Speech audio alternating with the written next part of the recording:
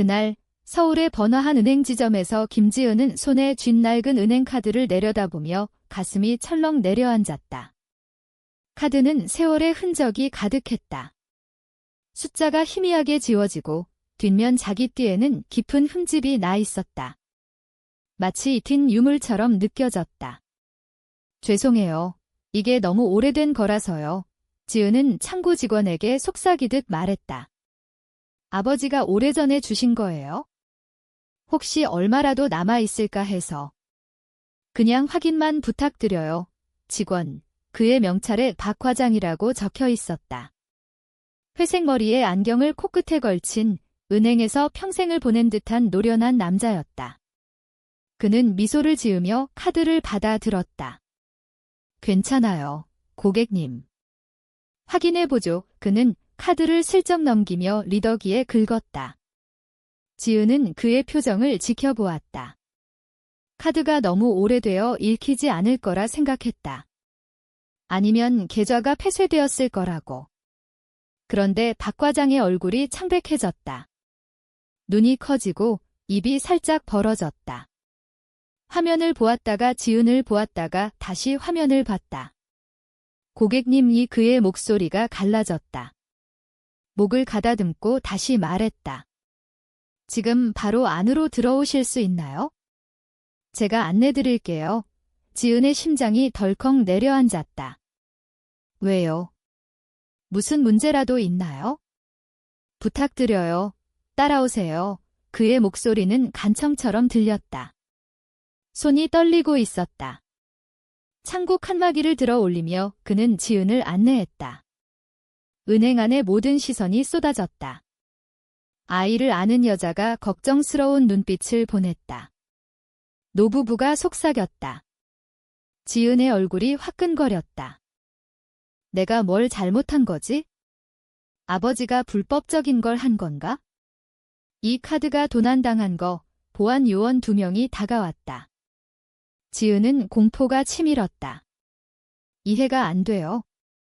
저 아무것도 안 했어요. 하지만 박 과장은 이미 전용이라고 적힌 문을 열고 복도를 걸었다. 지은의 다리가 후들거렸다. 보안 요원이 뒤따랐다. 체포되는 건가? 이혼한 남편이 또 무슨 함정을 판 거야? 작은 사무실에 들어서자 박 과장은 지은을 의자에 앉혔다. 컴퓨터에 무언가를 입력하며 화면을 노려보았다. 그 표정은 분노도 의심도 아니었다. 공포와 불신이 섞인 이상한 것이었다. 신분증을 확인해야 해요. 그의 목소리가 팽팽했다. 운전면허증 주실 수 있나요? 지은의 손이 떨려 지갑을 제대로 열지 못했다. 면허증을 내밀었다. 그는 이름을 대조하며 물었다. 어머니의 결혼 전 성씨, 생년월일, 아버지의 풀네임, 출생지. 지은은 속삭이듯 답했다. 하지만 이 순간에 어떻게 도달했는지 그 은행 문을 열기 3일 전부터 이야기해야 할 것 같았다. 그 모든 것이 지은의 인생을 뒤집어버린 시작이었다. 3일 전, 지은은 서울 강남의 고급 아파트 앞 인도에 서 있었다. 그 집은 그녀의 손으로 가꾼 정원이 있고 흰색 커튼이 드리운 아름다운 곳이었다. 12년을 그곳에서 보냈다. 12년 동안 완벽하게 만들었다. 12년 동안 사랑하는 사람과 삶을 쌓아간다고 믿었다. 문간에 서 있는 이민호, 팔짱을 낀 채 이 뒤에 그녀가 보였다. 박수진, 민호의 사업 파트너이자 정부, 저녁 파티에서 지은에게 웃으며 인사하던 여자. 이제 그녀는 지은이 고른 커튼을 만지작거리고 지은의 공간을 자신의 것으로 만들고 있었다. 지은아, 이제 나가. 변호사가 다 설명했잖아. 민호의 목소리는 차가웠다. 낯선 사람에게 말하듯. 집도 내 이름으로, 차도 내 이름으로, 계좌도 내 이름으로. 내가 서명했어. 끝났어. 하지만 갈 데가 없어, 민호야. 제발. 12년 결혼 생활이었어. 내 사업 때문에 내 직장 포기했어. 내 성공을 뒷바라지했어. 지은의 목소리가 작아졌다. 나도 12년 동안 내게 편안한 삶을 줬어. 민호가 끊었다. 이제 빚진 거 없어. 나가. 수진이 옆에 나타나 그의 허리를 감쌌다. 가짜 동정심으로 지은을 봤다. 이게 최선이야. 지은 씨, 때론 사람들이 멀어지기도 하니까 지은은 비명을 지르고 싶었다. 뭔가 던지고 싶었다. 하지만 너무 지쳤다. 몇 달 동안의 싸움, 변호사, 서류, 거짓말에 지쳤다. 지은은 가방 하나를 들었다. 12년 삶을 담은 단 하나의 가방. 그리고 걸어 나갔다. 지갑에 5만 원이 전부였다. 서울 외곽의 모텔에 들었다. 주 단위로 돈을 내는 곳, 카페트 얼룩을 보지 않으려 애쓰는 곳. 방은 오래된 담배 냄새와 뭐라 할 수 없는 냄새가 났다. 에어컨은 덜컹거리며 겨우 돌아갔다. 밤에 얇은 벽 너머로 싸움 소리가 들렸다. 둘째 밤, 잠이 오지 않았다. 매트리스가 울퉁불퉁하고 머릿속이 빙글빙글 돌았다.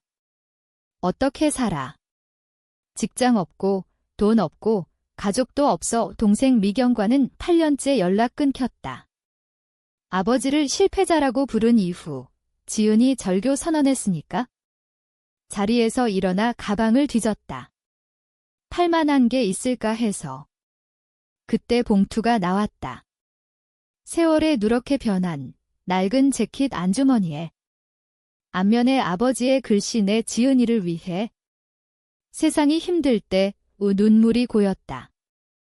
아버지 김상훈은 17년 전 지은이 19살 때 돌아가셨다. 서울의 임대 아파트 관리인으로 고장난 변기 수리하고 전구 갈아 끼우며 사셨다. 돈이 많지 않았다. 셔츠 3벌을 돌려 입고 버스비 아끼려 걸어 다니셨다. 돌아가실 때 장례비도 겨우 됐다. 봉투를 조심히 열었다. 안에는 은행 카드와 쪽지가. 지은아, 잘 간직해. 정말 필요할 때 써. 사랑한다. 아빠의 카드를 뒤집어 보았다. 고대 유물 같았다. 잊고 있었다. 죽기 몇 주 전 진지한 표정으로 주시며 손에 쥐어주셨다. 대학 갈 18살 때였다. 대학 다니며 민호 만나 결혼하고 이사 다니며 그냥 옛 물건에 묻혀 있었다. 5만 원쯤 있을 거라 생각했다. 운 좋으면 10만 원이 이 모텔에서 며칠 더 버틸 만큼. 다음 날 국민은행 지점으로 갔다. 수십 번 지나친 곳, 처음 들어갔다. 대리석 기둥과 무거운 문이 오래된 건물. 청바지와 구겨진 셔츠 차림으로 작아 보였다. 배가 고팠다. 2일째 크래커와 땅콩버터로 버텼다. 그래서 문을 밀고 들어갔다. 은행은 바빴다. 정장 차림 사람들이 지은을 투명인간처럼 지나쳤다. 고급 시계 찬 남자, 명품 가방 든 여자 뒤에 줄 섰다. 아버지의 카드를 쥐고 기다렸다. 마침내 차례. 박 과장에게 미안하다고 먼저 말했다. 그리고 모든 게 변했다. 사무실에 앉아 박 과장의 표정을 지켜보았다. 보안 요원이 문 옆에 서 있었다. 김지은 씨, 그는 천천히 말했다. 아버님께서 재정에 대해 말씀하신 적 있나요? 아버지 재정요. 지은이 혼란스러워 반복했다. 아버지는 아파트 관리인이셨어요. 보일러 고치고 바닥 닦으셨어요. 재정 얘기할 게 없었어요. 박 과장이 안경을 벗고 눈을 비볐다. 다시 끼며 동정인지 존경인지 모를 눈빛으로 봤다. 저는 이 은행에서 30년 일했어요. 그는 조용히 말했다. 많은 걸 봤지만 이런 건 처음입니다. 화면을 지은 쪽으로 돌렸다. 잘 보세요. 지은이 앞으로 몸을 기울였다. 숫자들, 계좌 정보, 거래 내역. 아래 잔고. 뇌가 처리 못했다. 숫자가 너무 많았다. 2번, 3번 셌다. 이게 아니에요. 목소리가 안 나왔다. 실수해요. 실수 안 해요. 박 과장이 부드럽게 말했다. 3번 확인했어요. 상사도 봤어요. 계좌는 진짜고 당신 거예요. 하지만 이게 500억 원이라고요. 방이 기울었다. 책상 가장자리를 잡았다. 보안 요원이 다가왔다. 지은이 쓰러질까 봐 숨 쉬세요. 박 과장이 물을 밀어주었다. 충격이 크시겠어요. 충격. 500억 원을 충격이라고. 지은이 웃었지만 울음처럼 나왔다. 실수예요. 아버지는 가난하셨어요. 일주일에 4번 파스타 먹고 작업화에 테이프 붙여 신고. 아버님은 아주 신중한 분이셨어요. 박 과장이 다른 화면을 띄웠다. 25년 전 아버님이 땅을 소유하셨어요. 아시나요? 지은이 고개를 저었다. 우린 임대살이었어요. 기록에 따르면 삼촌에게 상속받으셨어요. 당시엔 아무도 원치 않는 산업지구 땅이었죠. 창고 밀집 지역. 박 과장이 스크롤했다. 개발자가 사려 했어요. 대형 프로젝트의 핵심이었죠. 지은이 이해가 안 갔다. 아버님은 현금 대신 그 땅에 지어질 모든 시설의 수익 5%를 계약하셨어요. 개발자가 동의했다. 그땐 몇 천만 원쯤 될 거라 생각했으니까. 그런데 변했어요. 지은이 속삭였다. 강남타워 컴플렉스예요. 박 과장이 말했다. 서울 누구나 아는 곳, 사무실 빌딩, 고급 아파트, 쇼핑몰. 동네를 바꿔놓은 개발. 아버님 땅에 지어졌어요. 전 땅이에요. 박 과장이 정정했다. 20년간 수익 5%가 신탁 계좌에 쌓였어요. 당신이 18살 되면 넘겨지도록 손이 떨렸다. 난 35살이에요. 왜 몰랐어요? 18살 때 통지 편지 보냈어요. 하지만 옛 주소로. 대학 기숙사로 이사 갔을 때였죠. 왜 지은이 끄덕였다. 주소 업데이트 안 했어요? 은행 계좌가 없었으니까. 편지가 반송됐어요. 계좌는 휴면 상태로 돈은 쌓이고 이자가 붙었어요. 17년 동안 지은이 벌떡 일어났다. 이게 말이 돼요? 돈 들어오는데 왜 그렇게 사셨어요? 왜 고생하셨어요? 그건 모르겠어요. 박 과장이 부드럽게 말했다. 기록상 아버님은 한 번도 안 건드리셨어요. 모두 당신 신탁으로. 채권자, 가족, 배우자도 못 건드리게. 배우자라는 단어가 찬물을 끼얹었다. 전 남편이 못 건드려요? 맞아요. 불가역 신탁으로 당신 단독 수혜자예요. 법적으로 혼인 재산이 아니에요. 지은의 머리가 빙글빙글. 민호, 이혼, 모든 걸 빼앗고 아무것도 안 준 민호가 알았을까? 하나 더 있어요. 박 과장의 표정이 진지해졌다. 이 계좌에 보안 플래그가 있어요. 3개월 전 누가 당신 이름과 주민번호로 조회했어요. 거부하고 플래그 걸었어요. 위가 꼬였다. 3개월 전 민호가 이혼 신청할 때예요. 추측은 못해요. 박 과장이 조심스럽게 말했다.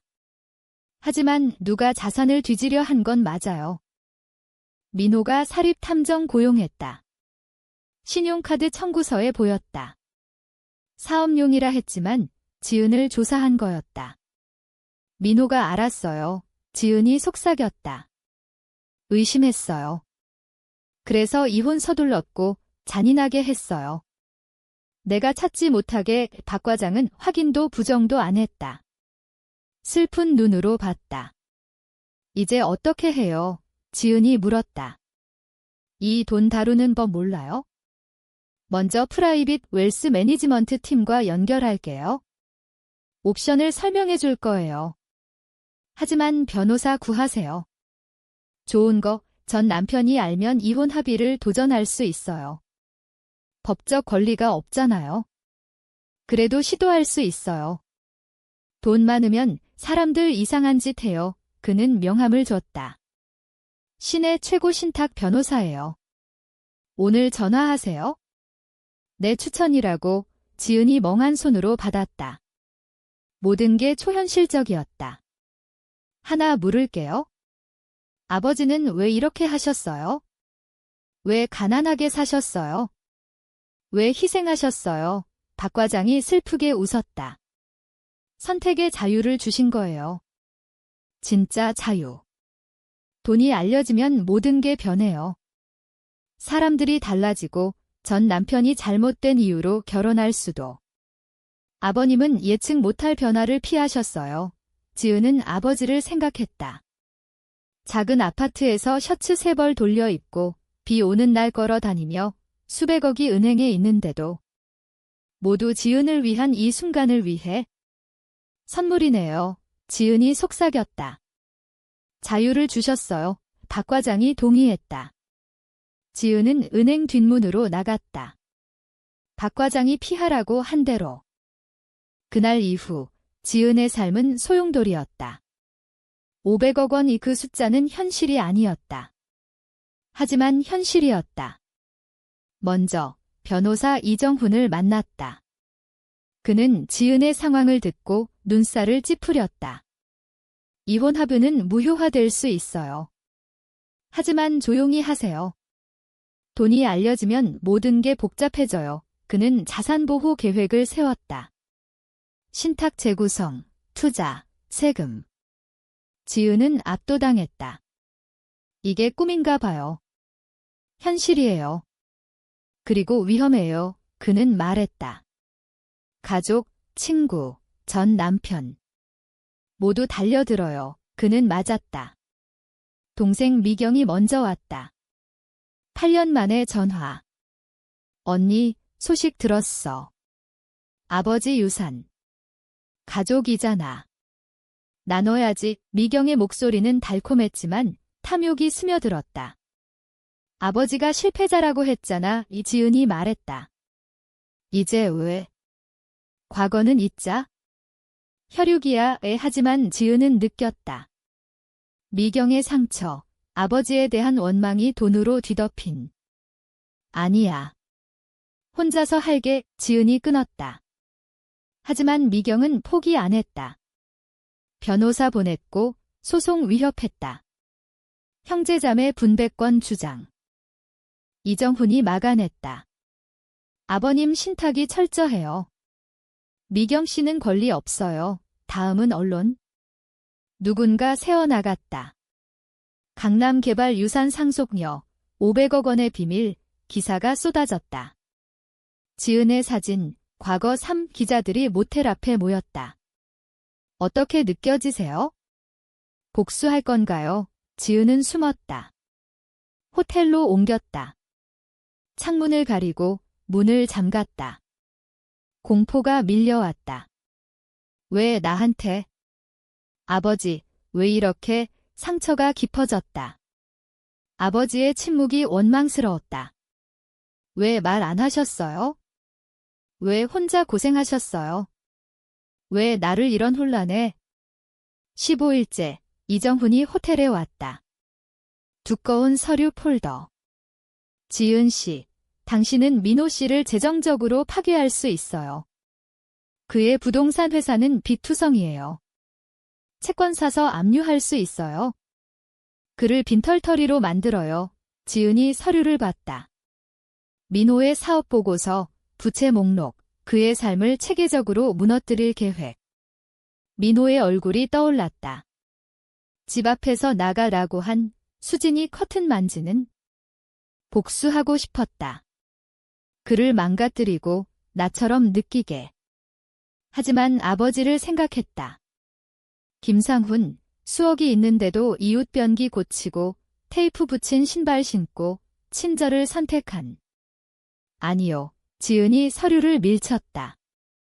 파괴 안 해요. 이정훈이 끄덕였다. 그럼 뭘 할래요? 지은은 오래 생각했다. 반응만 했었다. 도망치고 숨고.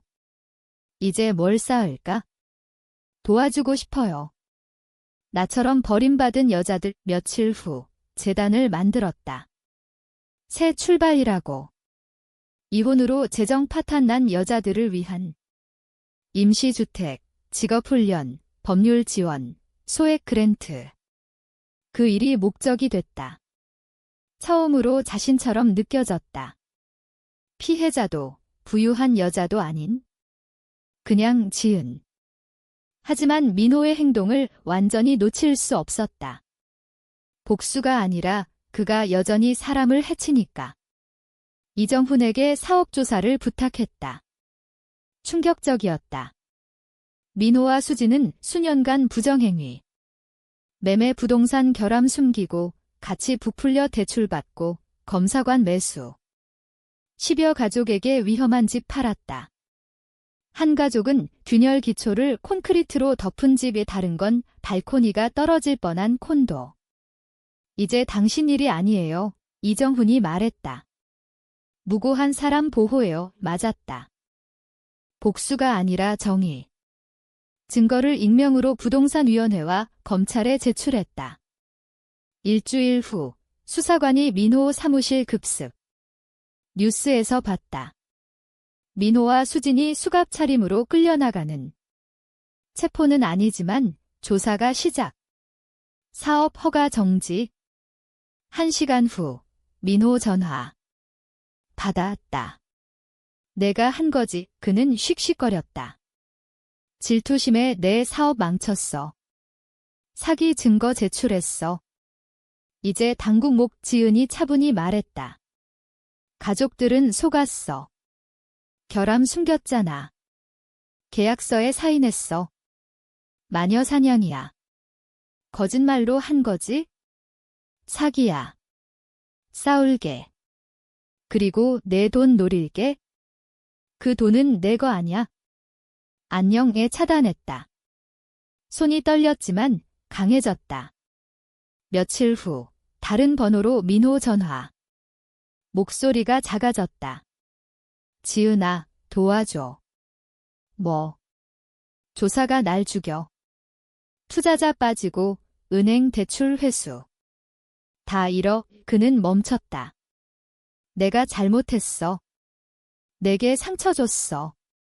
하지만 12년 부부잖아. 위지은은 12년을 생각했다.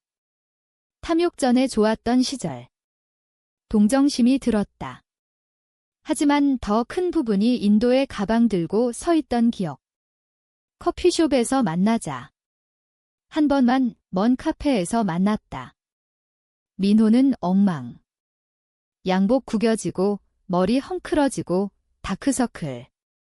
와줘서 고마워. 자격 없지만. 없지. 지은이 동의했다. 실수했어. 거대하게. 도와줘. 갚을게. 뭐든 할게. 지은은 그를 봤다. 왜 사랑했나 떠올렸다. 하지만 그 사람은 사라졌다. 아니, 간단히 말했다. 뭐? 아니야, 민호야.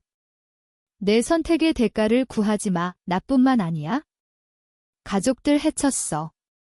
거짓말로 사업 쌓았어. 실수였어. 많은 실수지. 내가 고치지 않을게. 지은이 일어났다. 잘 헤쳐나가길 바래. 하지만 나 없이. 안녕, 인호. 진심이야. 카페를 나서며 어깨가 가벼워졌다. 복수가 아니라 마무리. 끌어오던 장의 끝. 그날 밤 결정했다. 숨기기 그만. 6개월 후 모든 게 변했다. 호텔에서 나와 평범한 아파트로 이사, 큰 창과 발코니 있는 2베드룸. 강남 펜트하우스 아니고 그냥 편안한. 재단이 목적이었다. 새 출발은 6개월에 37명 여자 도왔다. 주택, 일자리, 아이 학교 물품, 양육권 소송. 각 여자의 눈에 지은의 과거가 보였다. 그걸 지켜보니 평화가 왔다. 아파트 새 동도 샀다. 서민 동네에. 이익이 아니라 저렴 주택으로. 임대료 낮추고 수리 빠르게. 200명 가족이 안정된 집 가졌다. 변호사들이 민호 보고서를 보냈다. 회사 붕괴. 조사로 감옥 가능. 수지는 돈 사라지자 새 남자와 다른 도시로. 민호는 집, 차 잃고 형네 자동차 딜러십에서 일, 보고서 볼 때 아무 감정 없었다. 만족도, 연민도. 그냥 낯선 사람. 미경은 몇 번 더 시도. 변호사, 죄책감 이메일. 아버지가 실망할 거야 답 안 했다. 이정훈이 처리. 결국 포기.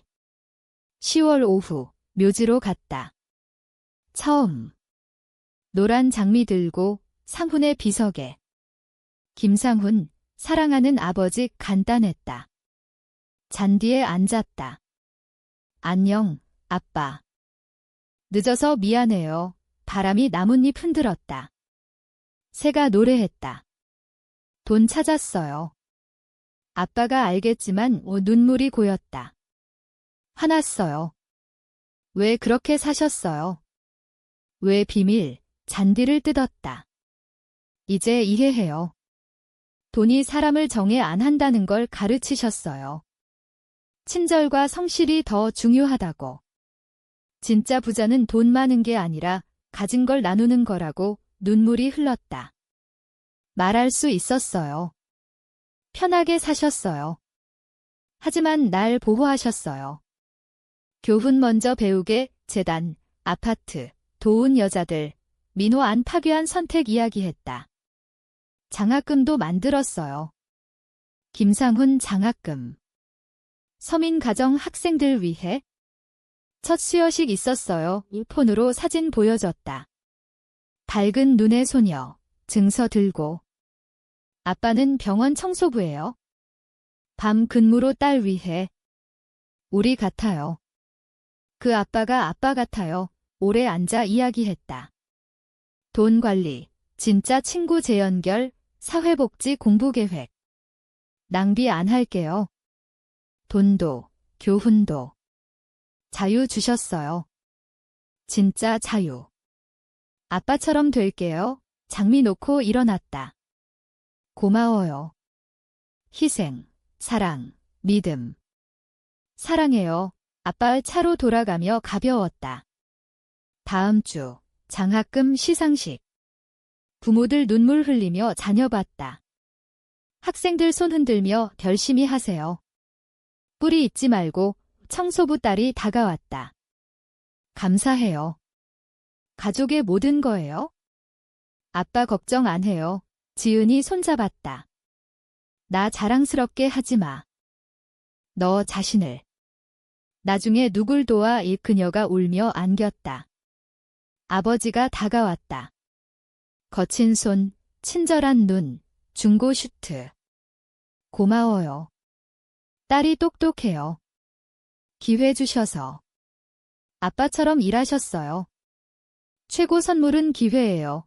그날 저녁 아파트 창가에서 도시 불빛 봤다. 6개월 전 은행에서 5만 원 가진 여자. 깨지고 잃고 두려웠다. 이제 강해졌다. 부는 돈이 아니라 만지는 삶과 선함. 최고 복수는 적 파괴가 아니라 그들이 못 건드릴 사람이 되는 것. 민호는 어딘가 원망할 테고 미경은 질투할 테다. 그들은 탐욕의 감옥에. 하지만 지은은 자유였다. 돈 때문이 아니라 진짜 중요한 걸 배웠으니까. 폰에 문자. 재단 여자, 첫 급여 받았다. 행복 눈물. 괜찮아질 거예요. 지은이 웃으며 답했다. 도시 불빛, 삶들, 이야기들. 도울 여자들, 가족들, 젊은이들. 이제 자원이 있었다. 아버지의 선택 덕에. 돈이 아니라 책임과 목적. 실망시키지 않을 거야? 노트북 열고 계획 썼다. 재단 확장, 아파트 더 사기, 장학금 증액. 할 일 많고 도울 사람 많다. 처음으로 김지은은 누구인지 뭘 해야 할지 알았다. 김상훈의 딸, 마침내